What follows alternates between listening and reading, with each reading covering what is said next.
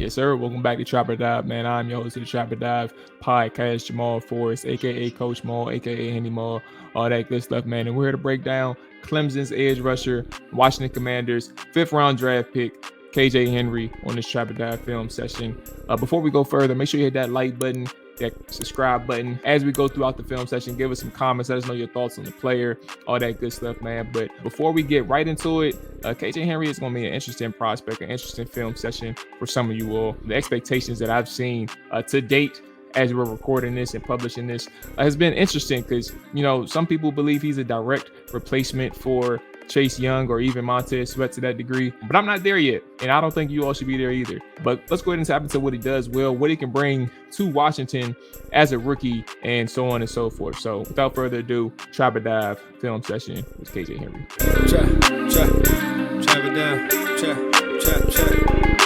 Okay, so I think one of KJ's biggest strengths, and we talking about rushing the quarterback, right? So when you look at KJ Henry's rush plan, specifically, the best thing that he brings as a pass rusher, it is his lateral quickness.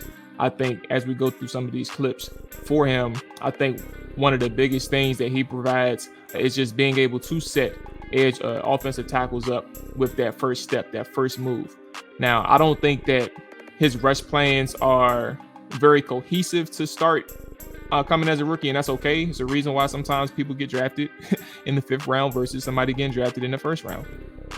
And I think his hand usage, his use of hands is probably going to be the reason why you see a guy like KJ Henry not be able to win at the point of attack more often, at the point of contact. But at the same time, when you see how he's able to get through to the quarterback and put a pressure on the quarterback, that is the most important thing, right? Being able to get into the backfield, being able to get near the quarterback, right? But you see how he's able to win inside more often than not because of that first step, that first move, that really helps him out. As we dive in a little bit to his rush plan in more detail, like I said, it's a little underdeveloped. And well, I think it's more than a little underdeveloped. It is underdeveloped. But I think with that burst and lateral quickness, that is a very good starting point for a 5th round draft pick coming into the NFL. But another thing that really helps KJ in terms of his toolbox, right, is the burst with the speed and sometimes the speed to power rushes. Again, as I mentioned, you know, he's not necessarily a guy who is he can marry his upper body with his lower body movements, right? Not all the time. He does it occasionally, like he showed in that first clip, right? So he shows that he can do it, but it's not a consistent enough where you can say that is a strength of his, right? But he has some solid swim moves that he can add on top of his quickness and burst at times. And his eyes, like he has good ability to know like when he'll not get to the quarterback, right? So what does that allow him to do if he isn't able to get to the quarterback? Get his hands in the passing lane, right? As you saw just there. That is a very good asset. But at the same time, you see that he was able to beat the offensive lineman. But he's not able to get to the quarterback, hands up, get the ball out, or deflect the pass. But as you continue on, and there goes that chop move, he's not able to finish, but at the same time, he closes in on the quarterback. But again, like other details that you can see from KJ, let's go ahead and show it. So the first thing that you see right here, even to dive into his rush plan a little bit more deeper, that burst and quickness, he knows when to take advantage of an oversetting offensive tackle, right? And oversetting is just simply an offensive tackle like, who is that, 56, I guess. You see him move too fast and not establish that half-man relationship. KJ right now has the upper hand because as that tackle continues to widen out in his pass set, KJ can immediately win inside. Remember, we mentioned that initial quickness and that lateral quickness earlier on, but you're able to see how he's able to get clear to the quarterback and get a hit on him because he's taking advantage of an oversetting offensive lineman. Here you see him line up off the ball and still be able to create pressure on the quarterback. So his alignments are very unique in terms of his versatility, what he can bring from pressure-wise from different spots on the defense, right? Now he's blitzing and not with hands in the dirt. Another one. Now he has a 5 technique from a sense, an edge rusher 5 technique outside of the tackle. And you're able to see again, let's show it, just that burst that gets him in the backfield. And that quickness that gets him in the backfield, right? So all of that is really good signs to see from somebody when you combine the initial quickness, you combine the burst, you see that he has potential with his use of hands. There's something to build on. That's a really good sign for a rookie edge defender coming into the NFL. Another valuable asset that I think is really going to be big for KJ as a rookie is being able to win and create pressure off of line games, the twist games, right, on the defensive line. This is where like his mental processing comes into place, understanding your teammates, understanding what's important in terms of line games, which is the timing, and understanding like when do I need to loop, when do I need to crash, and that those are very essential things to helping free your teammates up or freeing yourself up off a well-timed stunt. When you talk about line games, and you'll show it, and I can start to play it now, you know, he lined up all across the defense, and I think those are the things where you see his value. Like, let's go back for a second. Start with the 5 tech, right? On the right side, outside of the right tackle. Able to crash and split the tackle and the guard, right? And create pressure. Now you see him at the nose tech, the 0 tech. And him being able to loop, showing a good timing to get on the edge and create pressure on Drake May. Let's go ahead and run this back one more time, though, because this is really important. I think when you're looking at KJ and we talk about time, and this is a perfect example of that. He knows that 54 and 5, him and 54 is going to be on his left side, and he's waiting for that crash to come in. 54 does a really good job of selling that inside rush. He takes that guard with him, but right there is where you see KJ right at the very second of the crash is already winning with his lateral movements. And now he's just playing with good football instincts, knowing that he has a defender, a teammate to his immediate left that's probably going to get Drake May out of the pocket. So let me just stay on the outside track and get pressure on him. So that's all instinctive football play, but also very good processing in terms of how you win on a line game. Let's keep it going. Now you see him again at the 5 tech, right outside of that tackle, that offensive tackle. More timing, being able to wiggle through, right? His 3 tech defender, his teammate, does a really good job of occupying both the guard and the tackle while he's able to find some space to wiggle through and create pressure on this quarterback. As we continue again, now we mentioned what? 5 technique. We mentioned the nose guard or nose tackle, 0 technique. Now he's aligned at the 3 technique in between the guard and the tackle. Now you got a 3-man line game with your nose tackle and your other 3 tech both slanting to the right. So you see the versatility in his athleticism and why this is important, because if you're able to cross the face of several offensive linemen and still get to the quarterback with good timing, right? Your coordinator, Jack Del Rio, can use that to his advantage when you're in the game. So you see so many different alignments with KJ Henry and how he's going to be able to impact the football game, especially through line games and stunts. You kind of see where he can make an impact defensively. But I think one of the things as we continue moving forward is just understanding that he's going to have to be a guy who has to close at the quarterback. Those are one of the biggest things that I had concerns with KJ Henry is he doesn't finish at the quarterback. Ultimately, he created pressures, but he's a guy who I think had 3 sacks on the year for the Clemson Tigers. And overall, throughout his career, he didn't have many sacks at all. And I think that's just something where he's going to have that urgency once he gets back there, that I got to get this guy to the ground, because he's had several opportunities throughout his career. Creating pressure is really good. Don't get me wrong.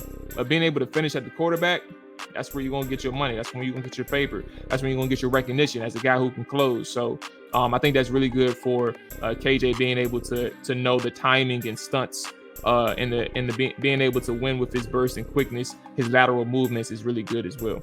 Now, where I think KJ is really beneficial for Washington. Now, Clemson was primarily a one-gap defensive front. You know, Henry saw some snaps as a 3 technique. He was primarily like their 5 and 6 tech perimeter defender, which is outside of the tackle, as we mentioned, or over the tight end. I think one of the biggest things before we show these clips, and you'll see it, Henry has really good gap integrity as a force defender. Somebody, when we say force defenders, is a person who just is literally securing that edge, setting the edge in the run game, and forcing the the rusher, the ball carrier, back inside to the help with his teammates. He has good vision to locate the ball carrier. Ball carriers do attempt to bounce outside. He has the good lateral movement and quickness to adjust their path to remain outside of them. You'll see all this in a second. We can start playing it now. But I think that's kind of the really important things is his eye discipline, his processing, his instincts, right? Understanding that if I stick to my job, my teammates are going to help me out. And you're seeing that right here. Let's start it again from the top. He's trying to stack right here. You'll see some traits, like one of the things that you notice here.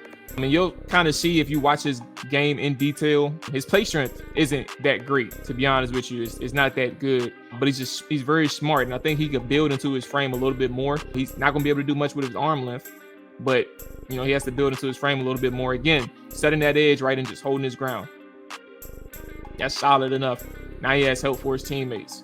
Same thing here. Now you're talking about a guy, again, outside of the tackle. This is your 5 tech. Setting that edge. Stay outside. Hold that edge that his teammates come in and help him out. Again, same thing. Now this is your, again, 5 tech. Now he's no hands in the dirt. And again, if somebody tries to bounce it outside, what is he doing? Staying outside. Like, this is smart football, right? Like, you can try to make a play in the backfield. You can abandon your assignment, but if you just stay to what you are supposed to do as a force defender, you're going to be able to make or be noticed as a very smart player in the NFL and essentially a playmaker to that extent as well. Now you see a 6 tech right over top of that tight end.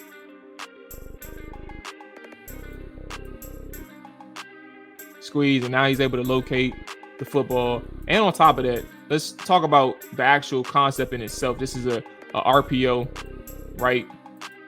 So being able to operate on both, finding the ball and staying to his key, understanding that, this is a run and not a pass. Now you can make a play on the football. Here we go. Now you got a 5 tech slightly outside of the offensive tackle, maintaining that gap discipline. That was an accident. Let's go ahead and get back to the play. Here we go. Find the ball, locate. Now, again, he didn't make the tackle here, right? So we do ding him for that. You got to be able to finish the play, right?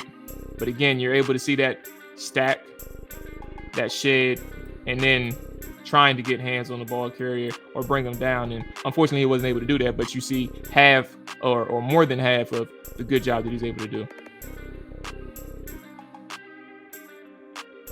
That was the same play.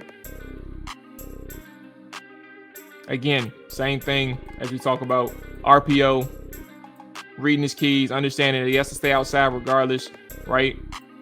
And once he realizes that the ball is at the running back's hands, he's able to close in, make a play. Other aspects that I think that Henry is good at is his coverage. And that's an underrated aspect. I want people to understand that when you look at a KJ Henry, when you look at edge defenders, Chase Young, Montez Sweat, Casey Toohill, right? Those type of guys, like, you're going to have moments where somebody has to spot drop in fire zones, right? In exotic coverage schemes. Like, that has to happen. And I think KJ shows good enough foot speed to turn and zone drop and occupy spaces. He shows a good ability to process and reach that necessary depth in terms of like the hook and flat areas to take away certain routes. Those are really good. I mentioned in terms of my weaknesses that, coming into the league, his play strength in both the pass game and the run game is probably going to be an issue. He has to develop his hand usage in terms of a pass rusher, in terms of his timing and his placement. He had a hard time keeping his frame clean and things like that. You'll kind of come across that as you see him in the next level. He has to try to keep his frame clean in order to get some of these better rushes and being able to win at the point of attack with these NFL offensive tackles. Again, like I mentioned, his measurables, arm length is going to hinder him on the next level. It's not even average. It's below average in terms of NFL measurables. So I think that's probably some of the things. And one of the bigger things, Brett, 3.5 sacks. He has to finish at the quarterback a little bit quicker. But at the same time, I think that with more work, with coaching, if he stays in the weight room, right, and understands like how he can win with his frame and even build on top of his frame from a processing standpoint, I think he'll have a solid career in terms of a good depth piece and things like that. And another thing, before we get out of here, his snap count. In terms of people thinking that he's here to replace Chase Young or KJ Henry is a sack master or he's supposed to be their pass rush specialist, that's not true. That's inaccurate. I think that KJ Henry has a lot of work to do. But at the same time, when you can use him in packages, right, that allows him to utilize his quickness, that allows him to utilize his processing, that'll allow him to grow into that disruptive blitzer or that looper in the line games, I think that helps him. In pure one-on-one situations, those are going to be some things that's going to take time. But Jack Del Rio can have a package for him. And I think that is what's most important. He is an intelligent player, and you don't keep intelligent players off of the field. So that's the most important thing when you think about that. And with that being said, that's going to wrap it up for this film session of Clemson's KJ Henry, Washington Commanders rookie edge defender. Again, if you made it this far, man, hit that like button, hit that subscribe button if you haven't done so. Appreciate you watching. And until next time, peace.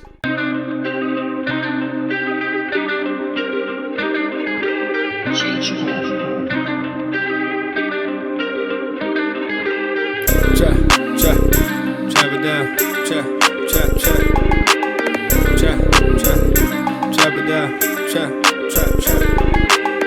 down, chop it down, you gon' chop it down.